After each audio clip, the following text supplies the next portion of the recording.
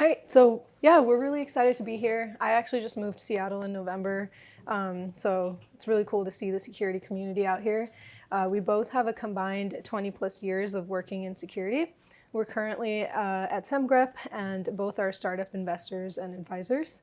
I'm currently a security engineering manager. I previously worked at Sentry and Cloudflare, and my friend Leif here is a senior software engineering manager. He's currently a CFP reviewer for OWASP and has presented at numerous conferences as well. And he previously worked at Segment and BugCrowd. Cool, so you might have heard of our open source tool, but we also have paid offerings for static code analysis, software composition analysis, and secret scanning. And so if you want to learn more about any of these, we'd love to help secure your company, and we have a couple other Semgreppers at the conference that you can speak with.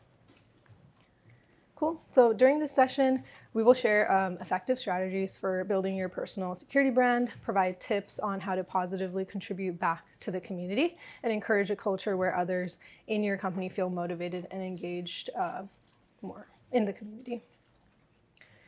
So investing in building your brand and engaging with the security community can be incredibly rewarding.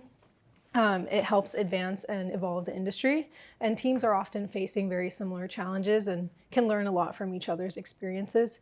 It's also personally rewarding. It can help you secure your next role, attract talented people to your team, and open unique opportunities like becoming an advisor or a guest appearance on a podcast. And working with great people makes your job a lot easier and more enjoyable, but it takes a lot of effort to build that kind of team.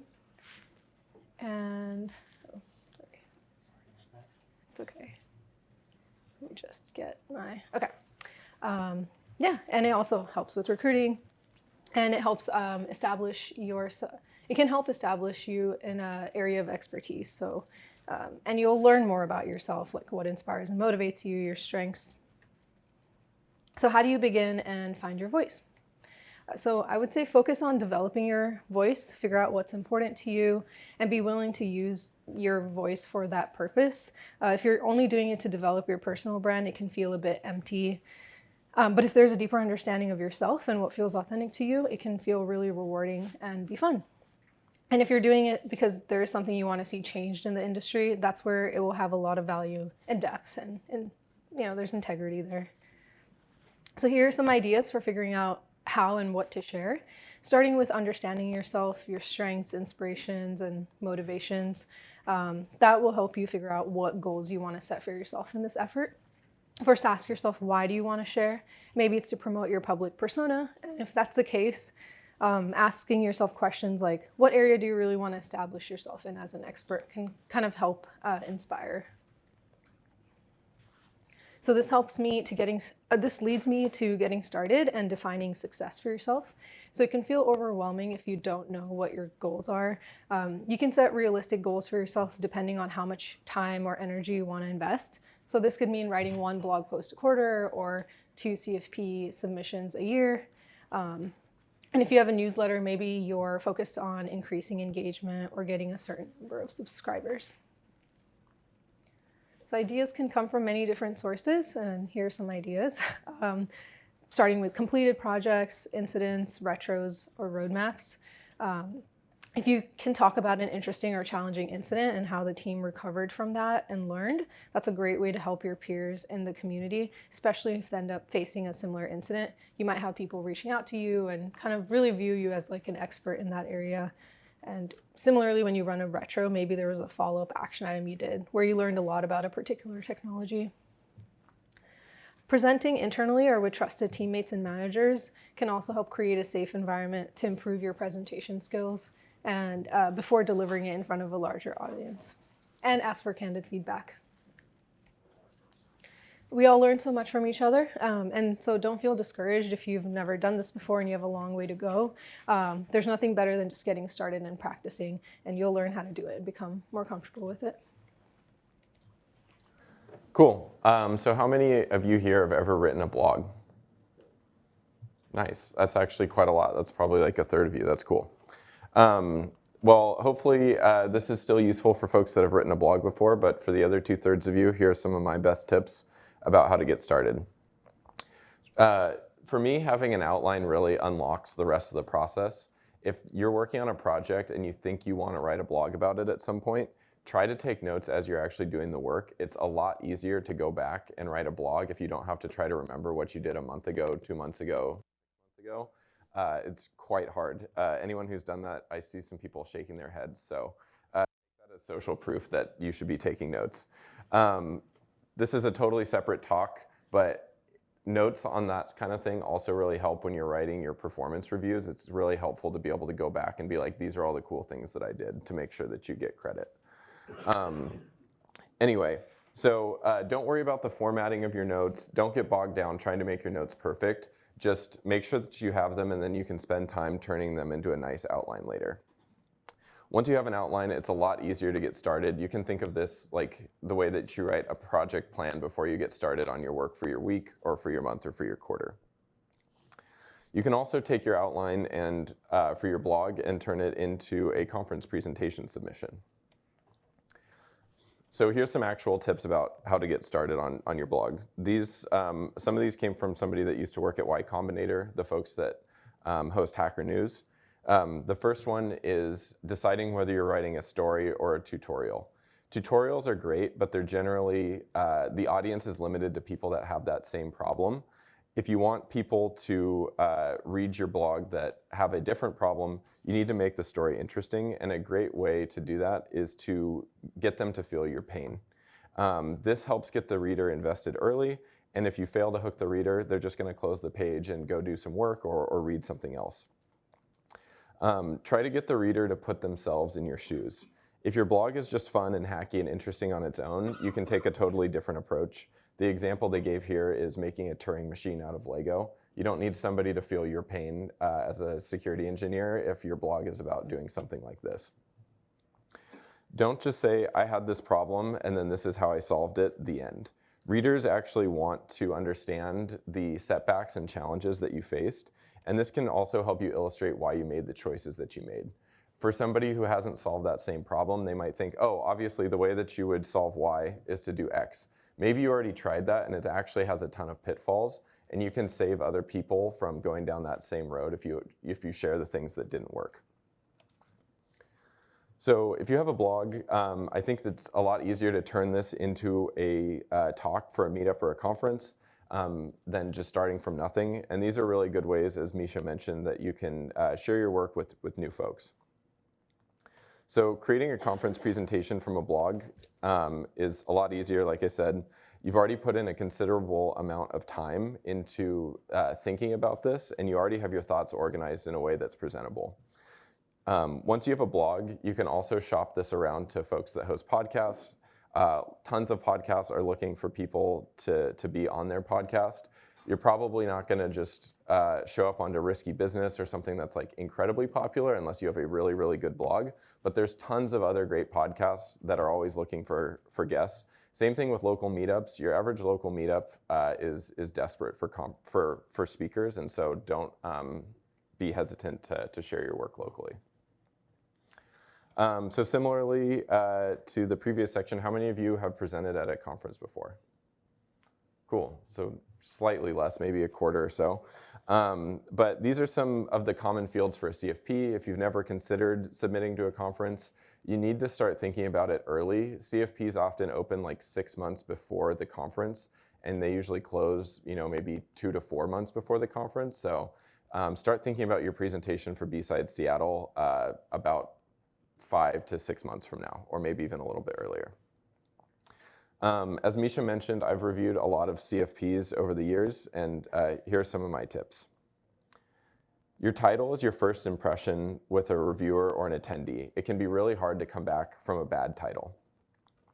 There's a couple of classic title formats that I like, but don't feel like you need to conform to any of these if you want to do something different. The first one is just simple and to the point. The reviewer probably has a reasonably good idea if this is a fit for the conference just based off of the title. The next category is similar to the previous one, but you can add a little bit of flair.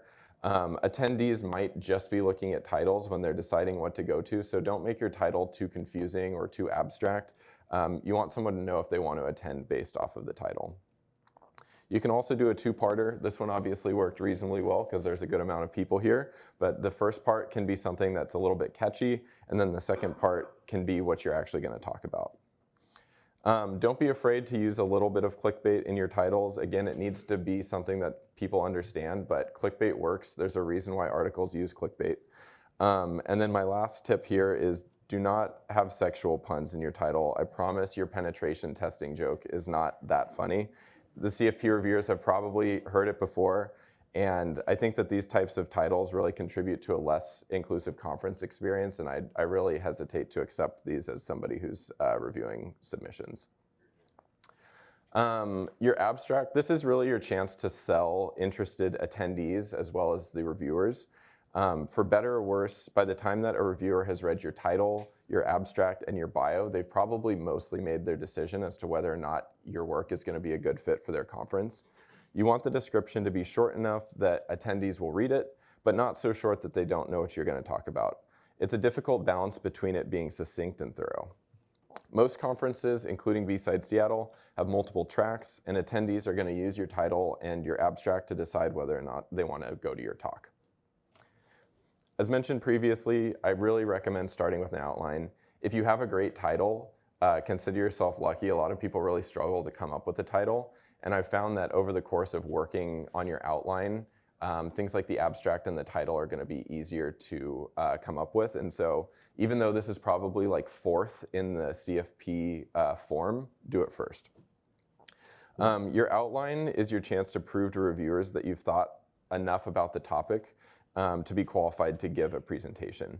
These are not typically shared with attendees, so don't worry if things drift a little bit. I mean, you don't want to give a completely different talk than what you submitted, but a little bit of drift is okay.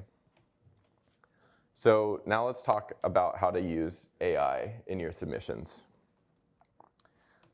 Please, no AI slop. Reviewers are volunteers. Please do not submit garbage. We can tell when you just put something into ChatGPT and pasted it into the submission form.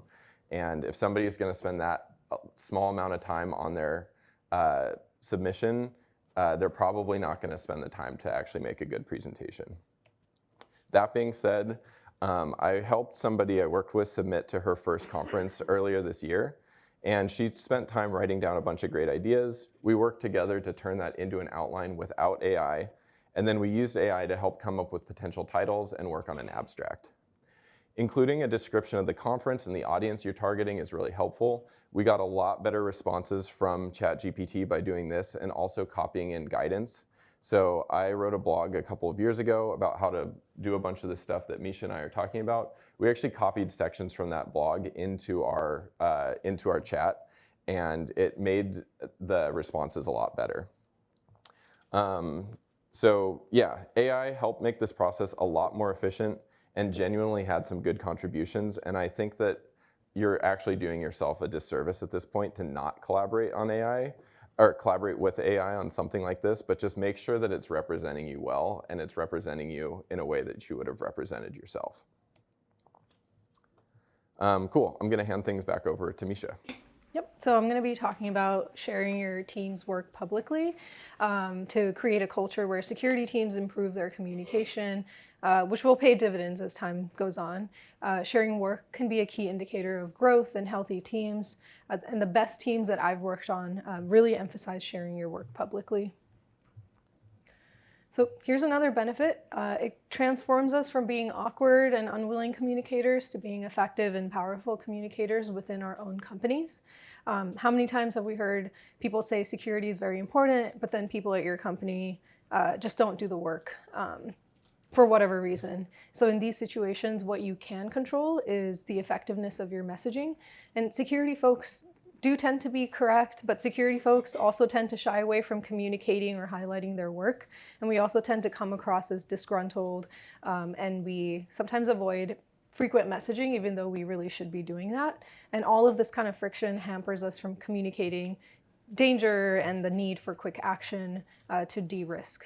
So all of this is great practice to be more effective at your own work. So for leaders, how can you expect your teams to do this kind of work if you're not doing it? Inside your company, never miss a chance to broadcast your team's work and successes. And I want to ask, like, when's the last time you wrote a series of security Slack posts or got up and spoke in front of your engineering teams? And how often do you do this, or do you just kind of expect your teams to do it? And then outside of your company, if it's been a year or more since you've blogged or spoke, your team needs you to blog and speak in order to emulate it, or they just emulate you and don't do it. So finally, ensure you're doing multiple things to build the culture to support this engagement and help it grow.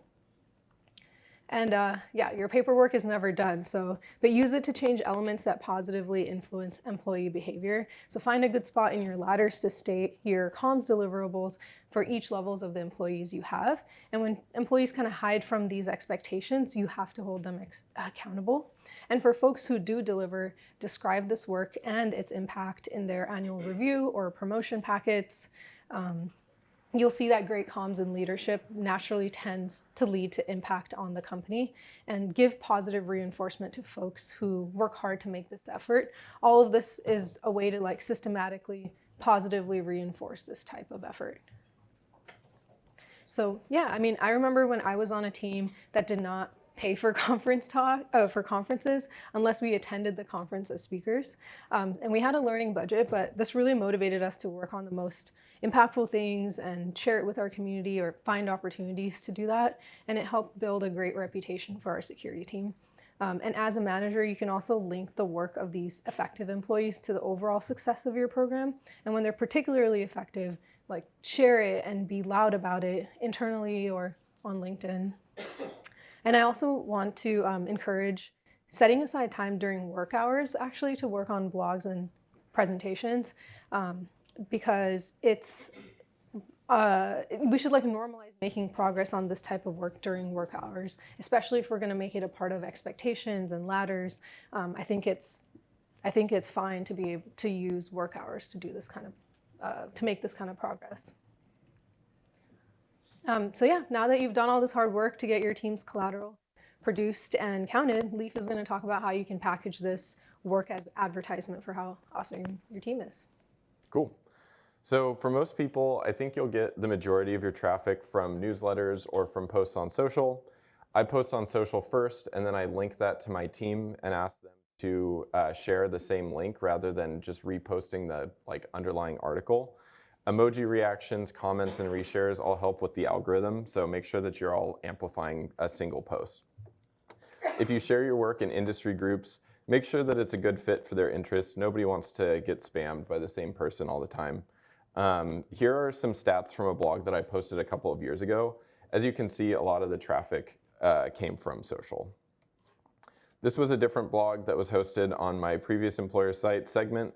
It was really easy to attribute spikes after the initial release to getting featured in a couple of well-known newsletters. But as you can see, the initial release, which was just on LinkedIn and Twitter, did pretty well on its own. Things like pinned tweets and featured media on LinkedIn to make it easy for people to find your best work. If somebody's trying to get to know you, they're probably going to click on some of these things if they don't have direct experience with you. When you're sharing your work, share your work to connect and invite people into your world. Sharing your work is a great way to meet folks that are passionate about the same topics, and it helps you build a community. If you enjoyed someone's blog, consider sending them a DM to let them know. Most authors will be really excited, and it might encourage them to continue producing things that you enjoy. I remember a few years ago, somebody reached out and said that one of my blogs helped them get accepted to speak at their first conference. And it was really cool that somebody found my work useful and also helped them achieve something that they hadn't been able to do previously. I really like this quote from Matt Johansson. One of the main reasons why I've helped organize and speak at conferences to meet people, and you don't get great community events without a lot of collective time and effort, and we really appreciate you choosing to spend your time with us when there's so many great talks to choose from. So in closing, it doesn't matter if other people have written or spoken about the same topic. Your perspective is unique. This is one of the most common reasons I hear for people not to present at something. Don't let this hold you back. Outlines can be reused across blogs and conference presentations, which makes the whole process a little bit more efficient for you. Use AI, but make sure that it's representing you well when you submit to speak at things. Help create a culture at your work that rewards this type of behavior. and use your network to promote your work, but also use your content to grow your community. If you want to hear from some more Semgreppers, Vasily is presenting at the top of the hour at 11 today, and Milan and Vasily are running a workshop tomorrow at 10. As a reminder, I have 2 blogs on my Substack that cover this in a lot more detail. If you're getting ready to present at a conference, take a look at those. And Misha and I are going to be around in case you want to chat about the presentation or hear about Semgrep. The bit.ly link has a link to all the slides, so if you want to revisit any of the stuff, it's right there. And with that, thanks for coming to the presentation. With raising my public profile is the risk of becoming a target. Have you guys encountered that, and is that something that I should be concerned about, or is just kind of in my head? I haven't encountered that. I think it would really depend on like what you're speaking about.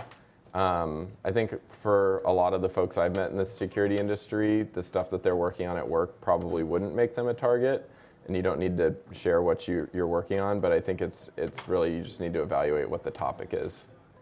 I think I kind of want to expand on what was just asked. So you have your CISO, you have your trust team. I've been on a trust team before, and I think there's something to be said about like getting someone's blessing before posting something, right?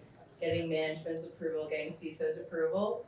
There's a ton of topics I would talk about just generally that don't really need that kind of approval, but I think it's something to be considered. What do you think?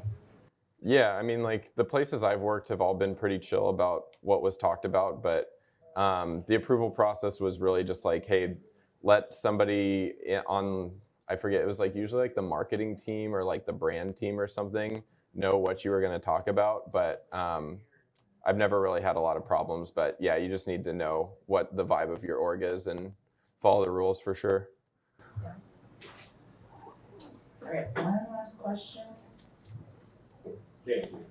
How would you, since this is 2025, kind of give advice to temper a little bit of political activism? So I think people did really well against Lampgate last year, the Black Hat, but the industry was really quiet about like Chris Krebs. So how do you give advice on that balancing act of kind of, I mean, it's 2025, we need a little bit more voice in political activism.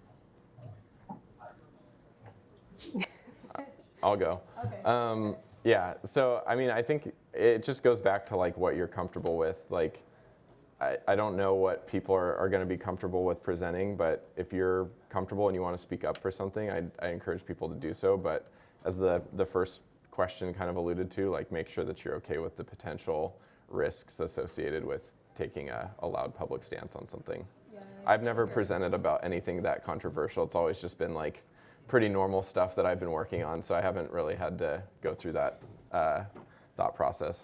Yeah, I don't think I've posted anything political on like LinkedIn or anything like that, but if you're worried, I guess if I were to post something like that, I would probably not ask my employer. I would just do it if I really believed it, to be honest. But if you're worried about it, then at least your manager maybe, you know, it's like, is this cool? Is this like not representing the company in the way that you think would be, you know, unfavorable? So, yeah. Sorry if that wasn't really like a framework for thinking about it. It does seem very personal. And I've seen a lot more politically motivated posts on LinkedIn, definitely this year, even about Chris Krebs too. So I think there seems to be more openness in general. All right. Yeah.